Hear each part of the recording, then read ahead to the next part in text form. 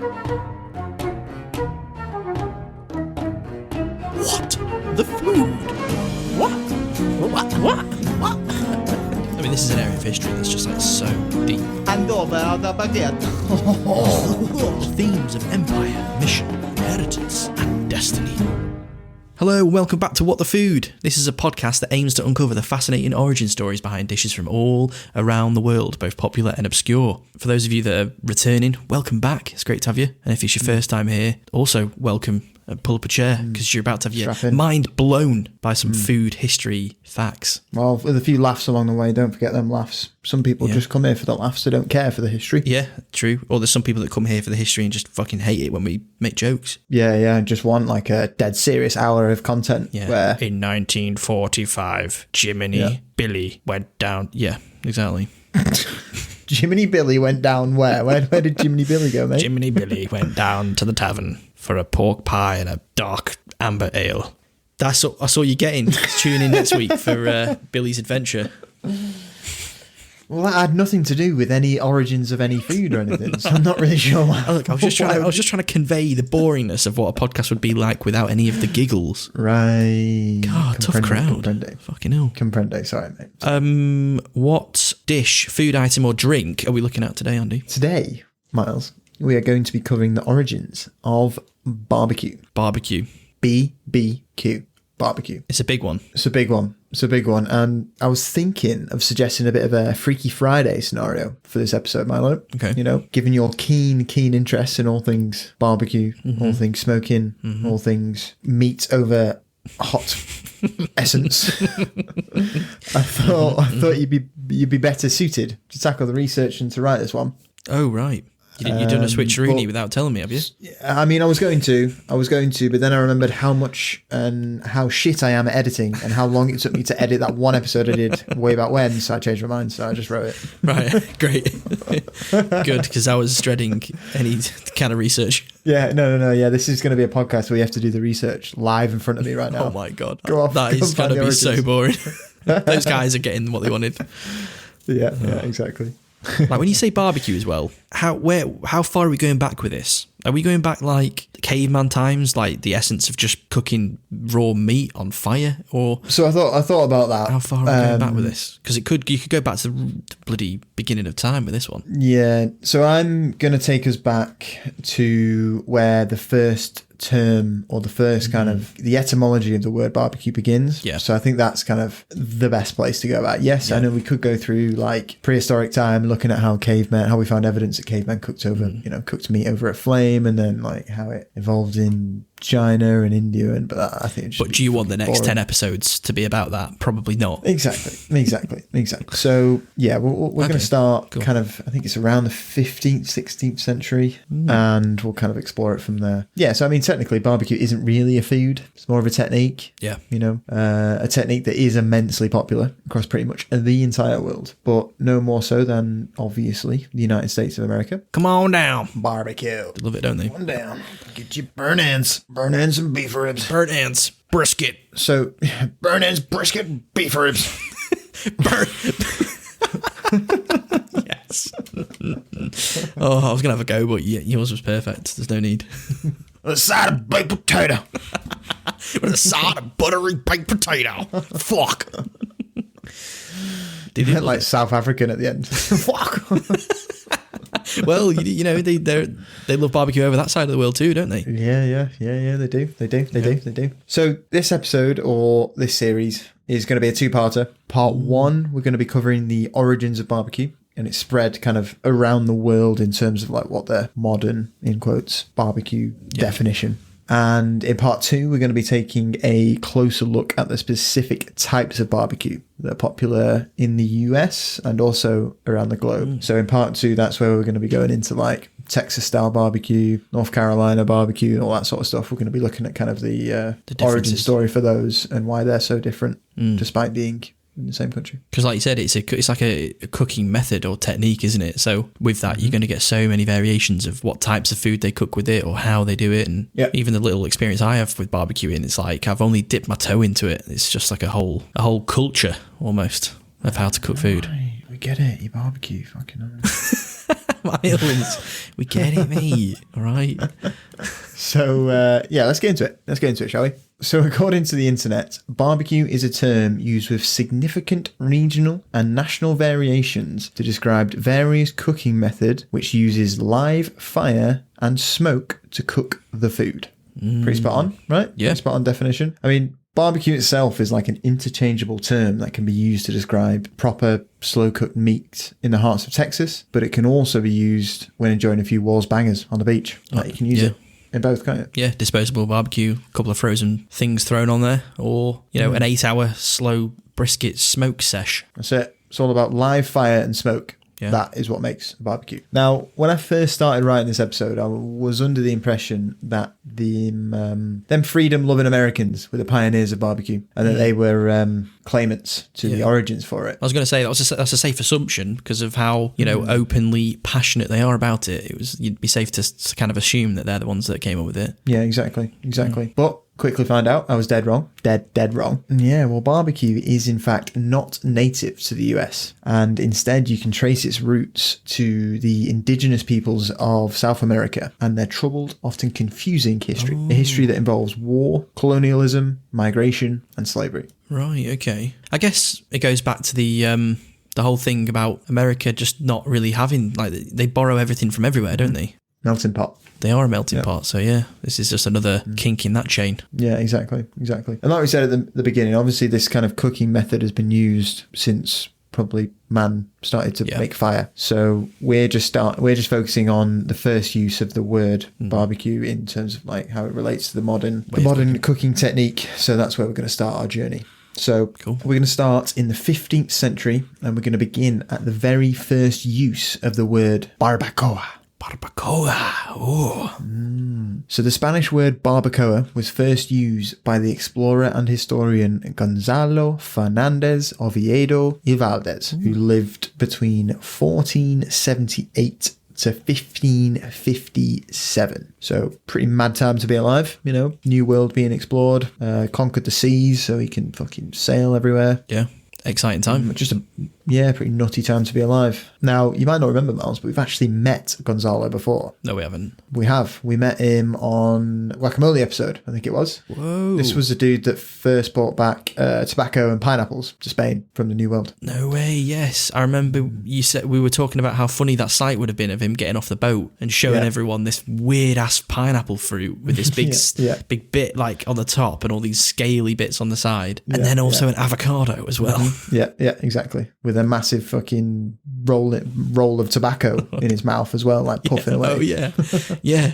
3 proper bizarre things if you've never seen them before. Exactly. Exactly. Yeah, it might as well have just been to an alien planet and just brought back creatures that just don't even live here. Yeah. Right, so we met this guy before. He's back again. Met him before. He's back again. It's some bloody Spanish, isn't it? They're everywhere. They've got their finger in every pie. Every pie. Yeah, so after returning to Europe, having spent 9 years in the New World, he published a series of books describing the course of his voyages and the customs of the people he had encountered along the way. So in his book, in La Historia General Naturale de las Indias, published in 1535, he introduces readers not only to tobacco and pineapples, but also to the barbacoa, a word he claimed to have learned from the Taínos, who are a Arawak-speaking people, who are the main inhabitants of Hispaniola, Jamaica, and Cuba. Oh, okay. Barbacoa. Cool. Now, according to Oviedo, a barbacoa was a type of lattice made from a variety of natural materials and put to like a wide range of processes. It had actually nothing to do with barbecue as we know it today at all. It was more like a grill almost. Like a lattice is like crossed over. What, metal is wound over? No, I imagine it would be like natural materials. So it would be like wood. Reeds or wood or something. Reeds. And yeah, exactly. And what they're using this lattice for? It says a wide range of purposes. Oh, right, okay. So everything. Wrapping things up or transporting things or anything. Yeah. So in the Darien region of Panama, he saw the Cuevo people, who were like an indigenous tribe that lived in the area around the time. They completely died out in 1535 thanks to the Spanish invasion. But again, I'm not even going to talk about it. He saw the tribe sleeping in barbacoas. Oh, shit, using them as beds? Yeah, exactly. Right, okay. And the little quote that we have from his writing is, which are beds made of reeds and other wood raised some 2 or 3 spans above the ground because of the damp. So they were using them to keep themselves from sleeping, basically on the mud. Yeah, to elevate themselves. I guess like when you kind of weave things in that way, you get quite a strong structure, don't you? Like you can make something like a reed that could snap easily on its own. When you weave it in the right way, you can turn that into quite like a formidable tool or item, can't you, by doing that? Yeah, definitely. You're just making it a lot stronger, aren't you? Yeah. Clever. Elsewhere in the New World, where kind of maize was harvested, the adults got kids to build shelters from wood and cane, which they would also call barbacoas. Right. And on the River Guayas, opposite of Puna Island in modern Ecuador, I love when it's full of really difficult shit to pronounce. Constantly your problem, this. Yeah, isn't it? Yeah. So on the River Guayas, opposite of Puna Island in Ecuador, the Puna Island, yes, yeah. Puna. So the natives of Puna Island made rafts made of fat and light sticks like beams and others crossed. That's a quote. And they called them barbacoas. Right. I don't know. At this point, they seem like they're calling everything barbacoas. It seems like anything that's kind of like weaved together. Barbacoa. Yes. What's this? A barbacoa. It's a barbacoa. It's all in how you say it. Barbacoa. Yeah. Barbacoa. Exactly. But this is for like a boat as well. So mental. Anyway, yeah, so according to Oviedo and kind of the early scriptures and the early writings that we have, barbacoa has zilch to do with cooking at the moment and is more to do with like beds, shelters, structural kind of foundations. Kind of, actually. There's only one occasion did he mention a barbacoa being used for cooking, and it was the kind of cookout you probably want to miss, actually. One day, he reported the governor of Cusco, Hernando de Soto, and his secretary entered an Inca temple. Inside the Inca temple, they found a number of graves containing the bodies of men roasted on a barbacoa. Whoa. Yum. Was that some kind of sacrificial, or is that just more like cremation? Eating them, I think. Eating the flesh. Oh, cannibals. Yeah. Definitely evidence of cannibalism for the Incas. A lot of it, some of it would have been sacrifice as well, of course, because you've got to keep them gods happy. They've got to make sure that them fields get rain, you know? Yeah, the sun keeps coming up every day. It's not going to come up on its own. Exactly. You're going to need to sacrifice Trevor to... Why me? Shut up, Trevor. Barbacoa. Stop saying barbacoa. Right. Another bloke kind of around the same time called Hans Stade. He also describes barbacoa as a kind of cooking method. Hans was a German in the service of Portugal at the time, and he was captured by tribes in Brazil in 1547, which, just take a step back and fucking imagine that for a second. Imagine being captured by an indigenous tribe. You're just not having a fun time with that at all. You can't communicate with them. Imagine like nowadays, it's terrifying. Imagine back then.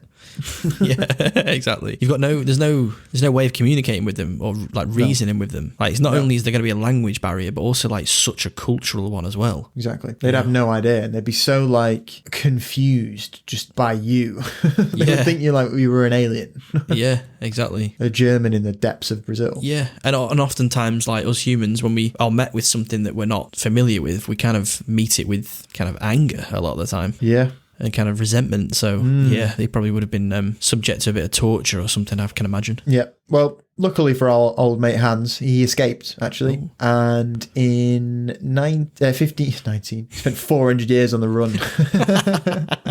He old. He old now, but he made it. No, in 1555 he escaped and managed to return to Europe. And on his return, he wrote a book in 1557 called True History. Titled Never Going Back There Again. Yeah. Top 10 holiday destinations to avoid in 2022. Yeah. Number 1, Brazil. Number 2, Brazil. Why? Barbacoa. Yeah.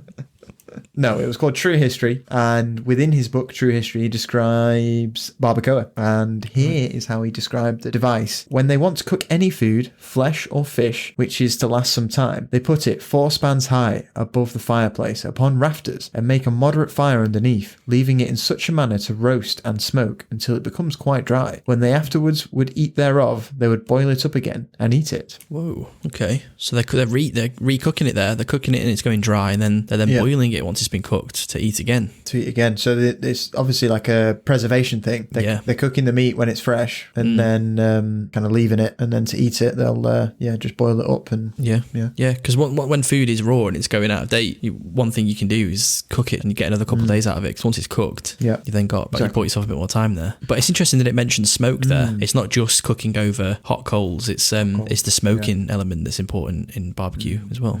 So I wanted to maybe try and find a few more other quotes kind of around barbacoa and see kind of how early I could go in terms of like the first uses for it, the term barbacoa that would kind of relate to what we know as barbecue today. And I found an interesting quote from a French explorer, and he describes a cooking barbacoa as: "A Caribbean has been known, on returning home from fishing, fatigued and pressed with hunger, to have the patience to wait the roasting of a fish on a wooden grate fixed 2 feet above the ground over a fire so small as sometimes to require the whole day to dress it." Beautiful. Okay, so returning home from fishing, fatigued, pressed with hunger, to have the patience to wait the roasting of a fish on a wooden grate fixed 2 feet above the ground over a fire so small as sometimes to require the whole day to dress it. That low and slow. Super hungry, and then cooking fish in a way that takes a long time to cook. Yeah, because he wants that low and slow. Because you're going to get a better texture from what you're cooking if you're cooking it slowly for a long period of time. Yep. And you're getting that flavour infused in there, the smokiness. Exactly. You don't get that from a quick flash fry. You don't. You really don't. You really, really don't. And that's not going to satisfy the hunger as much as a slow cooked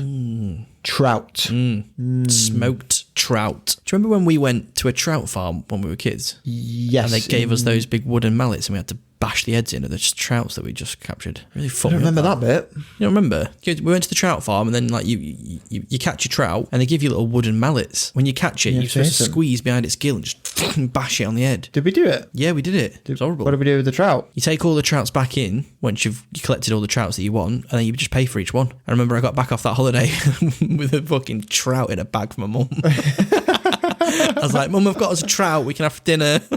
And she was like, "Lovely, thanks, Miles." Took it off me, put it in the freezer outside. Never saw it again. I think she put it in the bin the next day. You know, when she was just like, "Oh, lovely, yeah, we'll have that. Thanks, Miles, lovely, yeah." Was it filleted or not? It's like the head on and everything. I think it was just the whole fucking fish. Poor Sharon having to fucking fillet a massive trout. Yeah, and we must have. Where were we? We must have been like. We're Grassington, I think. Grassington, yeah. It's a good couple of hours in the car, in a hot car on the way back. Fucking trout in a bag.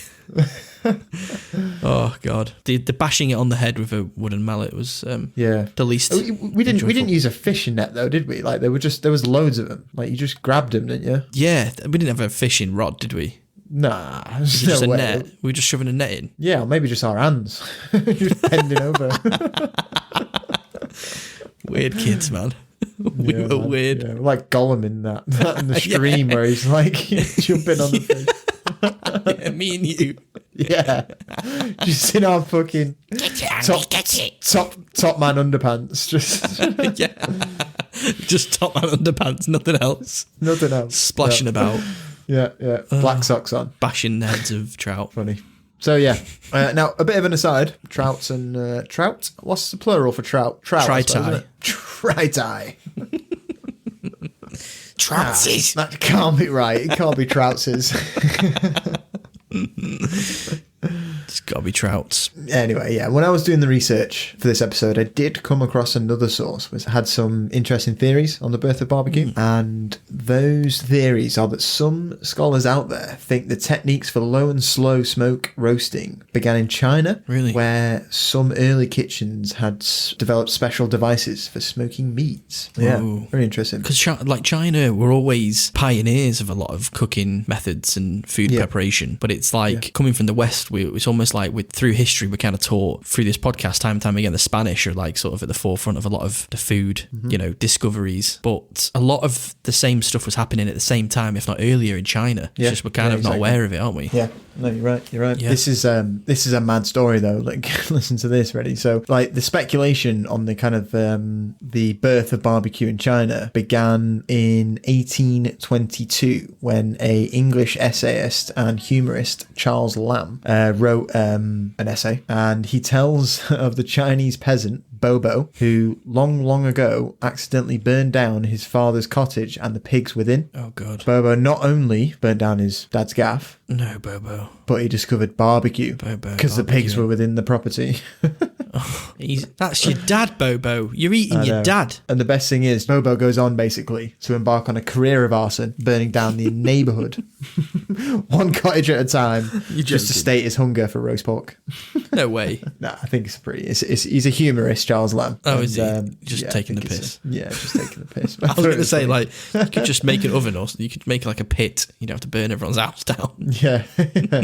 Sorry, Dad, I burnt down your gaff, but you got to try these ribs, lad. These are fucking top quality. These ribs are worth it, mate. Trust me. This is how we cook from now on. We build a gaff and then we put pigs inside it and then we just burn the gaff down. Proper inefficient way of cooking. Not economical. Yeah. So that's how this guy discovered barbecue or barbecue pork. I think it's a bit of a joke. A guy called an English guy called Charles Lamb in 1822, and I think he's just taking the piss out of the Chinese. Probably a bit of racism in there, probably. I was going to say, yeah, that's like a really prehistoric racist joke we just read out. Yeah, exactly. We don't stand with Charles Lamb. We don't stand. We read his content. We laugh with, but we don't stand with. Now, we'd like to take a moment for one of our sponsors, the Lamb Foundation. Charles Lamb. Oh, God. Imagine if we had sponsors, that'd be cool, wouldn't it? Yeah, it would, yeah. Yeah, hit us up. What's your number, Miles? 077. Not reading that out. Anyway, back to barbecue. So we've got the Spanish, we've got the barbacoa, the use of the term barbacoa. Yep. Some of the descriptions of it are kind of related to what we kind of know as modern barbecue, but it's not until the mid 17th century that the word barbecue comes to be clearly associated with a method of cooking food, specifically in European writing, really. Right. So the earliest reference appears to be in Beauchamp's, French name, Plantanet. Yeah. I'll do. Yeah, Plantanet's pamphlet, basically. And pamphlet is called A Description of New Albion, and it's published in 1648, so we're at the 17th century now. And in the book, the author describes various native people in North America, and in particular, the Indians of Cheapskate Bay. Nope. Cheapskate Bay? No, I said that wrong. Chesapeake Bay. I think you said Cheapskate Bay. I did say that. Oh, you've been to Cheapskate Bay? You get really good deals back there. Cheapskate Bay? Yeah, why would you call your place that? Such a shit name for a place. Absolute fucking cheapskates over there. Oh, God, Cheapskate Bay. It's like that road near me, it's called Bad Bargain Lane. Like, why would you call it that? Don't have a shop on there. Yeah, there's like 4 shops on there. Is there? Yeah, one's a spa. Like you're writing out your address. Spa on Bad Bargain Lane. They think you're having you yeah. on. Some fucking fairy tale town that you live in. Some fucking Bart Simpson calling Moe's Tavern fucking prank this. Just, no letters get sent because the post office just think that they're trolling them. Exactly.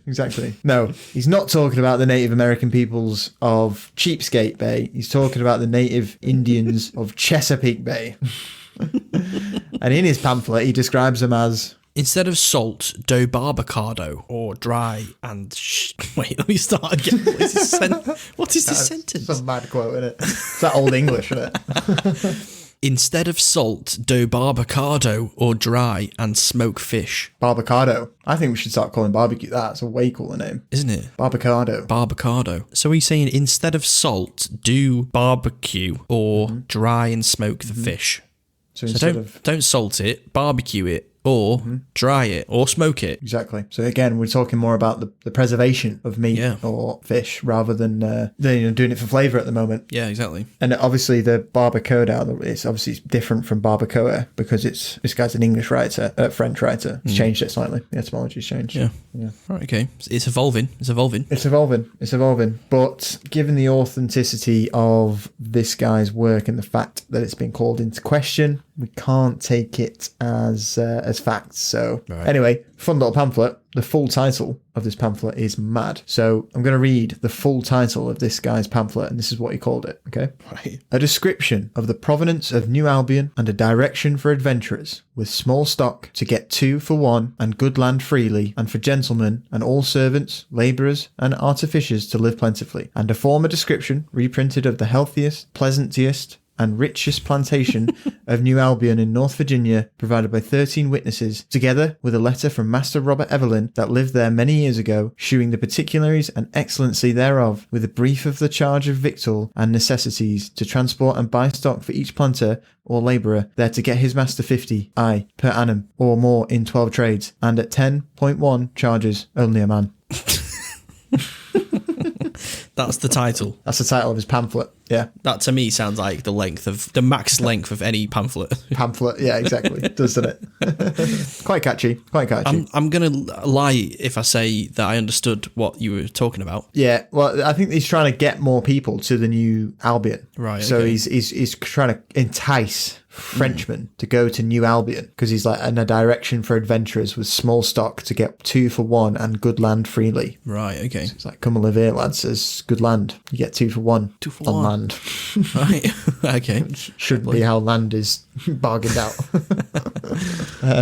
But anyway, yeah, this guy's pretty unreliable. But a more reliable person is the testimony of a bloke called Edmund Hickeringill, who lived between 1631 and 1708. He was an eccentric English pamphleteer. No, another pamphlet creator. God, so many episodes of this podcast, there's been solutions to problems, and many times they've been pamphlets. Pamphlets, mate, yeah. They love pamphlets. I'm telling don't you, the reason why we're in the mess that we're in nowadays is because there's not as many pamphlets knocking about. they? Yeah, the pamphlets went digital. That's when everything went downhill. Mate, there's a strong correlation between, if you were to plot that on a graph, I'm telling you. We're plummeting. Yep. Yeah. Bring pamphlets back. Bring pamphlets back. Hickeringill, after many strange adventures in his life, throughout his life, he received an appointment in the West Indies from the British. So for a time, he lived in Jamaica, which had only recently been seized from the Spanish and was kind of still in the grip of like a brutal war between the rebellious indigenous tribes, a group of former slaves who were also kind of in revolt. Pretty mental time there. Yeah, pretty mental time to be in Jamaica at this time. So this group, actually, interesting little side bits, this group of slaves that had the former slaves that had kind of broken free were called the Maroons. The Maroons. The Maroons, yeah, and we will be looking at them a lot closer in a future episode, because the Maroons were the ones to develop jerk. Whoa. So it's like a little Easter egg there. Yeah, exactly. Jerk. Oh my god, okay. We'll be back. Macaroons. What are they called? Macaroons. What were they called? Maroons. Maroons. Yeah, not the macaroons. Macaroons and jerk. Macaroons and jerk. Yeah. No, Hickeringill noticed that among the natives that were on Jamaica, he noticed a different method of cooking meat had emerged. He noticed that whenever they killed one of their wild hogs that inhabited the island, they would slice them open and their flesh barbecued. So he provides a brief description, like that's his description basically. He describes them as opening them up and barbecuing their flesh. That's all we get from him. Right, basic. Yeah. So, yeah, exactly. So it's hard to kind of determine what exactly is involved. But luckily, later accounts suggest that by the late 18th century, barbecuing referred to the process, common in the Americas, of placing meat on a lattice frame above the dying embers of a fire and cooking it slowly in the smoke. So that's by the late 18th century, that's when we kind of like get what we barbecuing. know as barbecue emerging. Exactly. It's important those bloody coals are dying as well. Mm-hmm. You know, one of those rookie mistakes that people make when they have a barbecue is they light the coals, and as soon as there's fire, they think it's ready to go. It's not. It's when your coals are white and they're embers. That's when you got to be cooking. Most people leave it too late, don't they? Leave it too late, yeah. There's a sweet spot. No, sorry. I mean, like, leave it too late to light the barbecue so that, like, guests guests have already arrived, but it takes like Oh yeah. So they're just rushing it. exactly. You need about half an hour before you start. Before you want to start cooking. Right, so you're gonna for the barbecue next week. You're just gonna come around a bit earlier. Yeah. Hickeringill, by the way, fascinating dude. Throughout his life, he fought in the First English Civil War. Right. He served in the Scottish Army. He served in the Swedish Army, and he became the captain of of Charles Fleetwood's regiment, which is a big dude in the Civil War. Was he British? This guy? Yeah, English. Yeah. So what? Can he just sign up for the Swedish Army whenever he wants? I think so. Yeah, mate. Yeah, because like Europe in this time is a lot of allies, a lot of alliances going down between the various kind of strong elites. Right. So you just fancied it. Just fancied it. Yeah, just fancied it. Just loved that life. Right. Although later in his life, he was done for slander and he was convicted of forgery and was fined 20 quid for fucking over a neighbour. Right. Well, that's not good, is it? Yeah. 20 quid's 20 quid, isn't it? Yeah, massive amounts back then, though. But basically, the neighbour had set up like a duck decoy so he could shoot some ducks. Right. But Hickeringill just started constantly shooting at the ducks from his land, scaring them off before they came into range of the decoy and the neighbour. What? Why was he doing that? Just trolling him? Just trolling him, yeah. Just trolling him. Just didn't like his neighbour, so was just trying to piss him off. What a legend. So how much is 20 quid then? Are we talking like a couple of grand? Oh, inflation, yeah. Quite a lot. A lot, I think. Right. Yeah. Don't scare away other people's ducks, Hickeringill. Hickeringill. Fun dude. Anyway, a more kind of vivid picture of barbecue is provided by the African abolitionist known as Aluwada Ekwana. Probably not right. This guy lived towards the end of the 18th century, so it's kind of when barbecue is kind of firmed its place in kind of the European language and it's in common use. And although he doesn't actually use, again, the word barbecue, he reports that during his travels to kind of modern Honduras area, he witnessed some of the kind of indigenous tribes people there kill an alligator and cook its meat over a hole in the earth filled with wood which had been burnt to coal. Whoa, barbecue alligator. Yeah. Can't say I've done that yet. No. Next week, maybe. What would you do if I turned up with a fucking alligator? I'd eat it. I'd eat it. Let's try it. Have you already cooked it or are you cooking it here? I'm bringing it alive. Oh, okay. You need it fresh, mate. You need to slice it right from jaw to tail, cut it really quickly, straight on the barbie. I'm not sure of a big enough knife for that. Yeah, I'll bring it.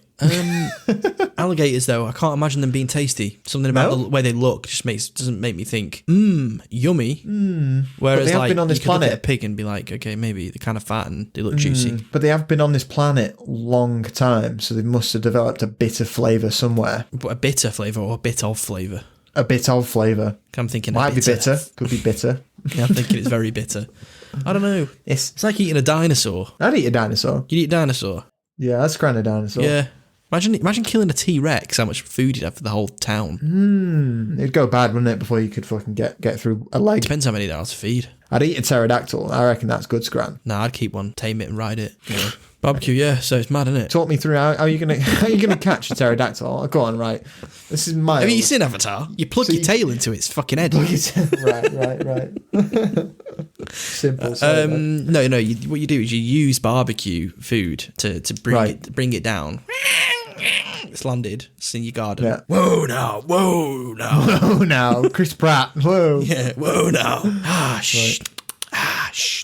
Got to do those little clicks. They like those clicks. Yeah. And then you've been barbecuing all day, getting the food prepared. It loves barbecued rat. And then you've got loads of rats ready to go. Whoa now. And you give it the rat, and then you also bow to it, a bit like Buckbeak from Harry Potter. And then and then you throw a harness round its face, give it another rat, and hop on, and off you go. Right, go wherever you want. Just before you hop on, the smell of that cooked meat has attracted a pack of velociraptors, and they've just come through and just fucking scranned everything, including you. Including you. No, because I'm up in the air at that point. Whoa now. You're still making them clicks. Yeah, it's how you choose your speed setting. 2 clicks or 3. One's reverse. Excellent. One's reverse. So that's how I'm cutting about. Yeah, it does the reversing sound. Oh, yeah. This all started from eating alligators. Yeah, it did. That's how we got to this point. I'd scran an alligator. I would. Well, do you remember they used to do the Continental Market in St Anne's Square with the kids? Mate, I'm telling you now, that one alligator. Was it not? Nah. What would that have it was been beef with a bit of garlic powder in it or something. It wasn't. There was no way it was. No way. So what? No It's just that was just some dodgy dealer trying to pretend. Probably. It did say alligator though, didn't it? Or no, it was crocodile meat. It did. There was like ostrich and all sorts. Yeah. It's like some kind of like Wuhan wet market in St Anne's Square. That we were just skipping through as kids. Yeah, we were. Yeah, like I remember Adam was counting his coins to try and get one. And I remember I don't think he could afford it, so he didn't end up having it. But if he'd had enough, he'd have had that burger. Yeah, he'd have had it. He would have had it. Yeah. Anyway, barbecuing. So barbecuing has a variety of advantages, especially for the natives in kind of the modern Honduras area, kind of any indigenous area really, any indigenous kind of people that lived by hunting and subsistence farming. Barbecue offered a load of advantages. Firstly, it meant that nothing was wasted. Yep. Even the toughest of meat, a low and slow cooking technique, makes virtually any part of the animal, you can eat any of it, basically, if you barbecue it, which is why I think the barbecued alligator would be pretty good. Like low and slow, cook it for ages, it would just fucking melt apart, mate. It'd be banging. It also, barbecuing requires very little fuel, and it can be done kind of fairly quickly in terms of actually getting it started and getting it lit. Yeah. And best of all, made for a tasty meal. What's not to love about barbecuing? Well, exactly. It's just tastes great, doesn't it? Yeah. Barbecued meat. Exactly. Because it's got the intense heat. You get the caramelization, don't you? You just, meat and fire is just a winning combo. Always will be. Spoken like a true red-blooded American there, Miles. Exactly. With my AR-15 swung round my shoulder. Yeah. Let's move to Europe now, because I wanted to understand why barbecuing is not a super popular technique here. Like, obviously, yes, everyone loves a good barbecue. We're just not as obsessed as Americans are. Like anywhere in Europe. I mean, there's places where barbecuing is is important to a culture in Europe, but it's no way near on the level that it is to America. No. So I kind of wanted to dig into why that is and kind of if there was anything in history that I could find. In Europe, artists have painted pictures of barbecues for a long time. I managed to find a painting of an ox roasting over a barbecue in Bologna that dated back to 1531. Share that on the gram. Yeah, I will do. Get that on the gram.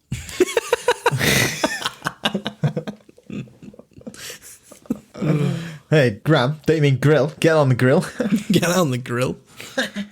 Back and fanny, man. So, obviously, people painting pictures of barbecue, it stands to reason that they're probably barbecuing in real life as well, not just in the paintings. Yeah. Yeah.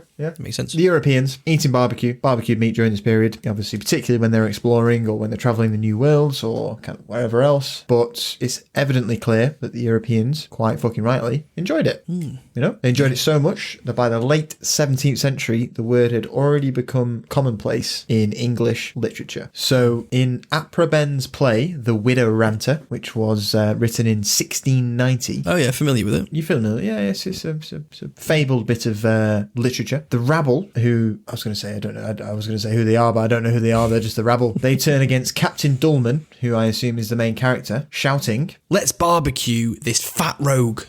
Whoa. So the rabble obviously don't like Captain Dullman, and he is obviously maybe eating too much barbecue himself, and because they've called him a fat rogue. Yeah, a bit harsh that, I think. Not nice language. So there's that in The Widow's Ranter, and you've also got in Alexander Pope's Imitations of Horace, which was published in 1733, a character called Oldfield cries, "Send me gods a whole hog barbecued." So you can see it's kind of, if it's in English literature, that kind of is a good testament of how popular it is kind of in culture as a whole, and how ingrained it is into the sort of discourse. That's the word I'm looking for. Yeah, exactly. Spot on. Right, okay. So so they're talking about it like it's a normal thing. Send me gods a whole hog barbecued. Pigs and hogs are coming up time and time again here, aren't they? I think it's pork is just the barbecue meat, isn't it, in a way? Yeah, it's definitely the best one, and I think it's because of its fat content. Because I think when you're cooking something with that intense of a heat, the meat's got to be fatty, otherwise you'll dry it quickly. So I think that's why pork is often the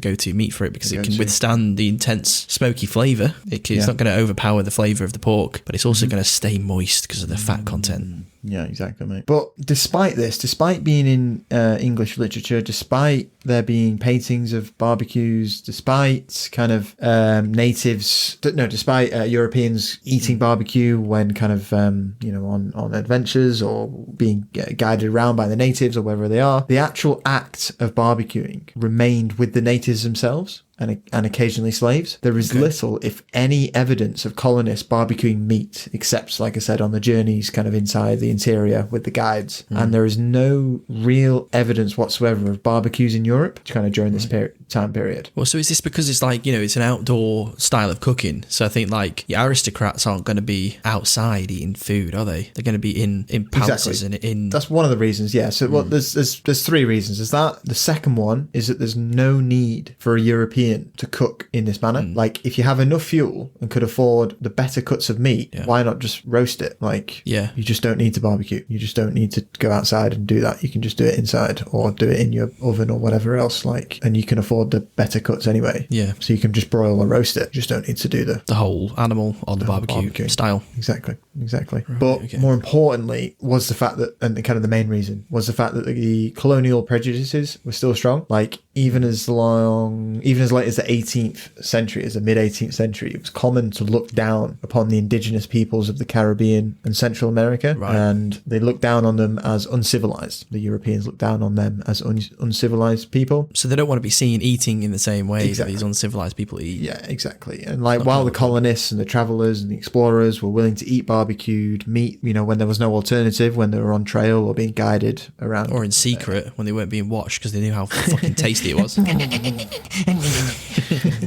What are you doing, Corporal Brian? Nothing, sir. Nothing, sir. I see barbecue sauce on your damn fingers, Brian. Brian. Was his name Brian? Get to the paddock. Yeah. Did you say Private Brian? Okay. Yeah, Captain Corporal Brian. Captain Corporal Brian. Brian. But yeah, I don't know. It's like, I think they would have enjoyed it if they'd had it. Oh, yeah. It's just 100%. Their ego is what's blocking them there. No, I think it's more racism. Yeah, you're right, actually. Yeah, and like colonial prejudices and like... looking down. Yeah, exactly. So, yeah, they regarded barbecue as crude and uncivilized, really. It is really. You know, it's really... I get messy. I get smelly, sweaty. You do.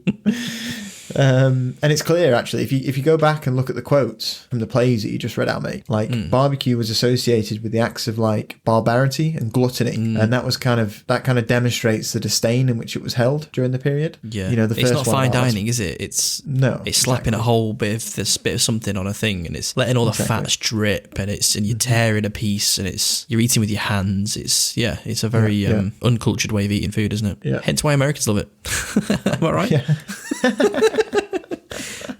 Psych. But yeah, obviously this would change. This view would really change. And it would change when America entered the game. America. So as the prosperity and self-confidence of Britain's North American colonies grew in the second half of the 18th century, barbecues appear to have become more common, not just among the slaves, which were brought over from the Caribbean, but also among the colonial elites. So in America, it's not just, the indigenous people and the slaves that are cooking up the old grill. It's actually white people. Benjamin Franklin's having a pulled pork sarnie. Well, in Massachusetts and Virginia, there are accounts of barbecues held by wealthy landowners, and in 1769, George Washington himself noted in his diary that he'd gone up to Alexandria for a barbecue and stayed all night. Whoa, getting stuck in. Yeah, 4 years later, he held one of his own at Acantic. That must be a town somewhere. So yeah, you're right. Hosted his own barbecue. Yeah, hosted his own. That shows you the culture's changing if they're doing it. Yeah. Nice little cut of Washington Wagyu, this. Now, given the majority of American colonists shared kind of the prejudice of their English counterparts, the sudden shift is unlikely to be the result of a more positive attitude towards native culture. Suddenly, the Americans haven't just decided, we fucking love Native Americans. We love these former slaves, we love, like, they still don't like them today. So it fucking didn't happen by then, did it? Yeah. Still going on now, isn't it? So Exactly. More likely what happened is that the kind of rise in barbecue was a misunderstanding. So basically, on the whole, the colonists seem to have been even less clear about what barbecue actually meant, having encountered it maybe second or third hand. So they didn't appear to have recognized it as kind of a native term, or like a native method of cooking, because it was like passed on by two different generations. So they're hearing it from their white friend, who's heard it from their white friend, who's heard it from their white friend, who discovered it on a fucking exploration around Central America, whatever. So they're just not creating that link between barbecue and where it's actually from. Yeah, exactly. And they also kind of didn't associate it just as a method of cooking in a way. Like, if you think of a barbecue, or as a way of an American would think of a barbecue, they think of it something like a picnic, like a social gathering, usually kind of held outdoors, where animals are roasted whole, really. They don't see it as like a way to preserve the meat, kind of or fish, how it was, by the indigenous people. It's a spectacle. It's like a gather. Yeah, like you said, it's a gathering. It's an event that you put on to host people. Yeah, exactly. Than just like a necessity, a way of actually preparing foods that you're going to eat regularly. Yeah, so it was, it was basically, prejudice, which caused this like cloud of ignorance to dissipate, really. But after winning independence from Britain in 1776, the Americans were anxious not only to protect their freedom against foreign threats, because they just love freedom, it's just being American in it, but they also wanted to expand their territory westwards. Right. So these goals basically exacerbated their long-running conflict with the Native American tribes. We know that the Americans completely kind of committed genocide. We love freedom so much, we're going to take your freedom to get our freedom. Yeah. They weren't nice to these Native American tribes, many of whom had actually allied with the British. What the tribes allied with the British? Yeah, during the Civil War, Yeah, we allied with a lot of them. Whoa, no way. Yeah. But anyway, over the decades that followed, a series of horrendous wars were fought, resulting in the forced removals and mass genocide of the native peoples. Yet, strangely, it was in carrying out these horrors that the American settlers gained a fuller understanding not only of native society itself, but also of barbecuing, which, as an Irish trader called James Adair noted, was a speciality of the Chickasaw Indians. Right. So, like, barbecuing is, like I said in the beginning, it's obviously South America and Central America origins, but it's also, there's evidence for it in North America as well, but with the indigenous tribes. So, yeah, I mean, these Americans that are expanding westwards soon realised that smoking was particularly well suited to the hardships of frontier life. Right. Like living on the frontier. When they're out and moving from place to place, they can easily throw together a barbecue and cook food on the go. Yeah, exactly. And feed a lot of people as well. If you're going to capture a big boar or something, it's going to feed like a whole group of troops, isn't it? Yeah, 100%, mate, 100%. While I was doing this bit, I was just imagining Red Dead and the amount of times I like set up camp and like grilled meat over the fire. Anyway,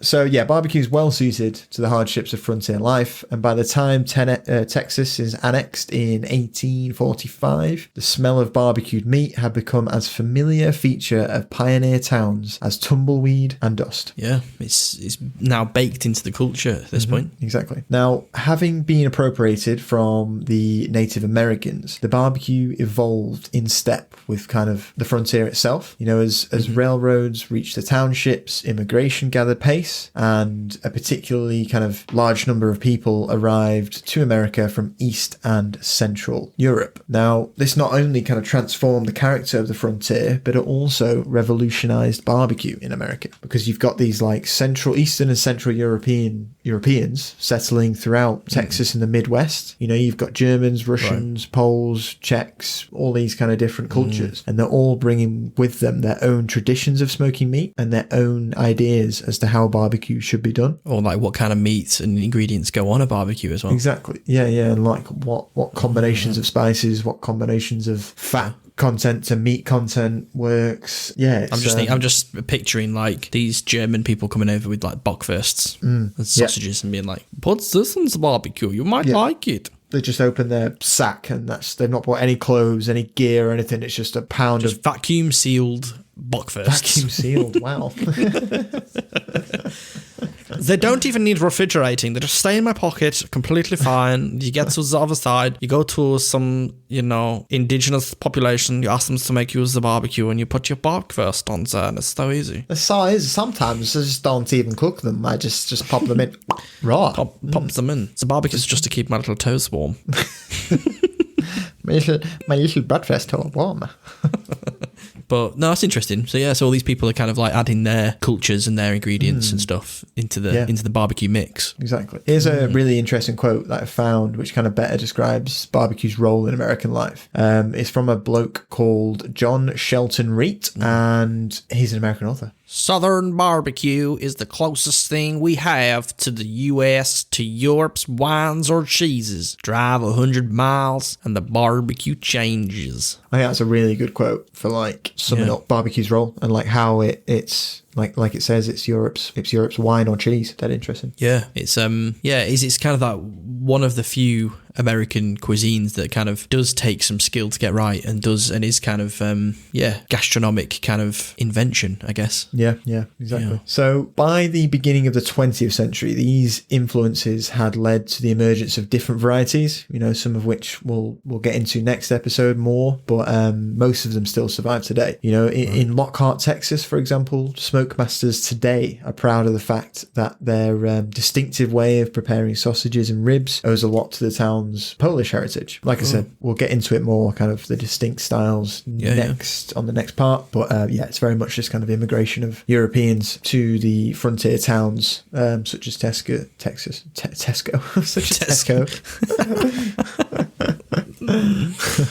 But yeah, no, that is super interesting. Yeah. Yeah. Despite this, though, it was not until much later that barbecue became quintessentially American. And the catalyst for this was actually the Cold War. No way. Funnily enough. Yeah, so a person called Christian L. Matthews, who I believe was an author, recently argued that the United States' uneasy relationship with the Soviet Union, coupled with the fears of communist infiltration at home, raised the question of how to differentiate us from them. So how do we differentiate ourselves from the commies, basically? What makes us American? Yeah. Barbecue makes you American. They thought long and hard. They settled on barbecue. Sat around the table, was like, what do we like? Yeah. I like barbecue. Yeah, I like barbecue. Fucking, that's it, Tommy. You got it. Yeah, we look too much like those guys over there. We need to separate ourselves. Let's get fat off barbecue.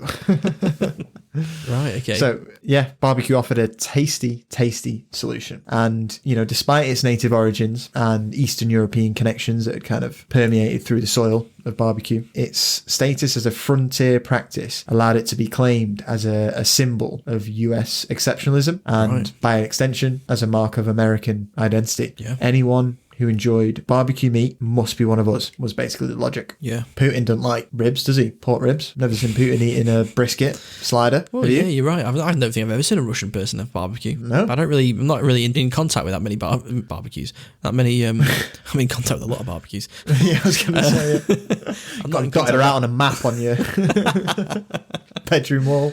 But, every barbecue in a 10-mile radius. At any given time. Yeah, and if they're coal, gas, everything.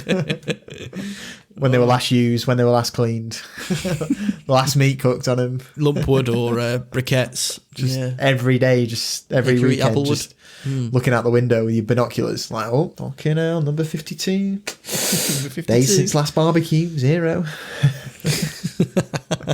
But yeah, no, it's kind of like, I've not really thought about that before, but Russian cuisine and Russians, it just doesn't feel like that goes hand in hand with barbecue. No. Does feel quite a distinction, doesn't it? Yeah, US exceptionalism. That's what they've done there. Yeah. And obviously it was adopted by the urban middle class, and it kind of gradually became associated with home ownership as well and consumerism. You have a barbecue at your house on your barbecue that you bought with the food that you've bought, and it's part of the American dream, isn't it? You have your picket fence, and you have your wife making your nice cold iced tea, and you have the other husbands and wives coming over from the neighbourhood, and it's all that picture of the perfect American dream, isn't it? Yeah, 100%. Perfect American dream, and it cemented itself in kind of popular imagination as an all-American activity. So we've got kind of the rise of barbecue in America. We did have a bit of a barbecue boom in the 1950s. It spread kind of to every other or many other countries. It flourished here in the UK, it's popular in Germany, and it's almost kind of a religion in its own right in Australia. So it has very much been passed on to other countries, maybe not in the same kind of way that it's not part of our identity. Maybe Australia, maybe it's a bit more of their identity, purely because it's just hot all the fucking time, so they can have barbecues all the time. Whenever they want. Exactly. We just get one day a year where it's decent enough to have. Yeah, we absolutely fucking go for it. Exactly.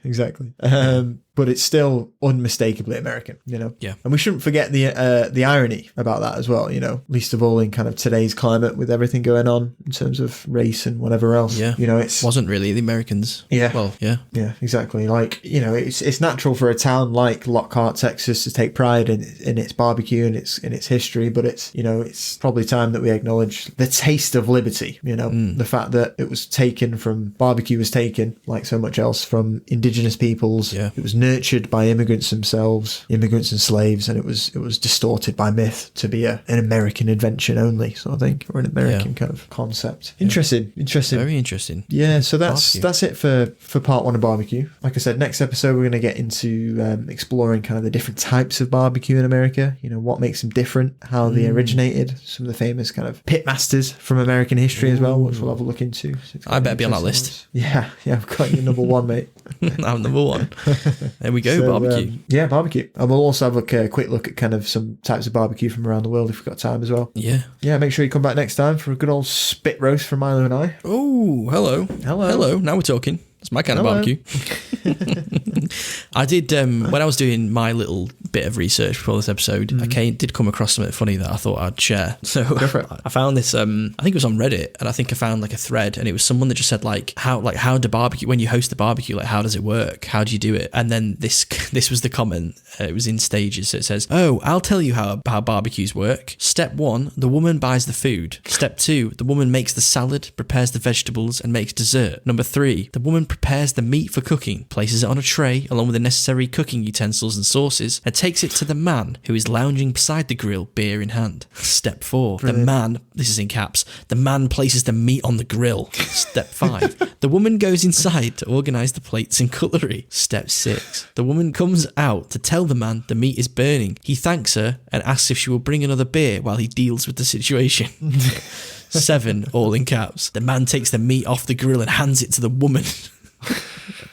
Step 8, the woman prepares the plates, salad, bread, utensils, napkins, sauces, and brings them to the table. Step 9, after eating, the woman clears the table and does the dishes. Step 10, everyone praises the man and thanks him for the cooking efforts. Wow. Step 11, the man asks the woman how she enjoyed her night off, and upon seeing her annoyed reaction, concludes that there is just no pleasing some women. So I just read down, I was like, Brilliant. This is some annoyed wife has sat and written this out. Yeah, or some fucking clever husband who thinks he's hilarious has put it together. So that brings us up to modern day. What's the top comment for it? I don't know. I didn't even look. I just literally copied and pasted that and thought that was enough. Brilliant. But yeah, modern day barbecuing, that's how it pans out. That's it, mate. That's it. Is that what your barbecues are like? No, actually, Jo does nothing. I do everything. No, actually, that's not fair. She does a little bit. Yeah. I do most of it. A bit. I'm the one that wants the barbecues, to be fair, so it's... That's true, yeah, exactly. So you got to do it then. Yeah, exactly. Well, there you go, barbecue part 1. We've only done one other 2-parter, haven't we? It was pizza a while ago. We were going to do a drink that was a 2-parter, but we're going to revisit that at some point, aren't we? We're going to revisit it. Yeah. But yeah, 2-parter, a heavy hitter. Yeah, and I think next episode is going to be probably a bit more lighter, I would suppose, because like getting into like the recipes and the... Yeah, exactly. And the resources that we have are kind of more up to date because, we're looking at like 19th century kind of sources. So we have more to go on. So we can look at some funny, interesting stories. Yeah, barbecue, big one. Well, Big thank you guys for listening. I hope you've enjoyed that episode. We're going to be back in 2 weeks' time for barbecue part 2. Barbecue part 2. Don't forget to rate us. That really helps if you can rate us on Spotify and Apple Podcasts. I think the more 5-star ratings we get, the more we pop up on other people's pages, and it just helps share the love. Yep. And also feel free to email in as well if you want to suggest a dish or a drink or a food item that you want us to cover. We can give you a shout out and cover a dish that you want to hear more about. So as long as it's not shit. As long as it's not shit, yeah. So you can email in at whatthefoodpodcast@gmail.com. Let us know. And follow us on Instagram. Follow us on the Instagram. And that's What The Food Podcast again. That's it. So cool. All right. Well, thank you for coming back, and we hope you enjoyed that. And we'll see you in 2 weeks' time. See you in a bit. See you in a bit, guys. Bye. Bye.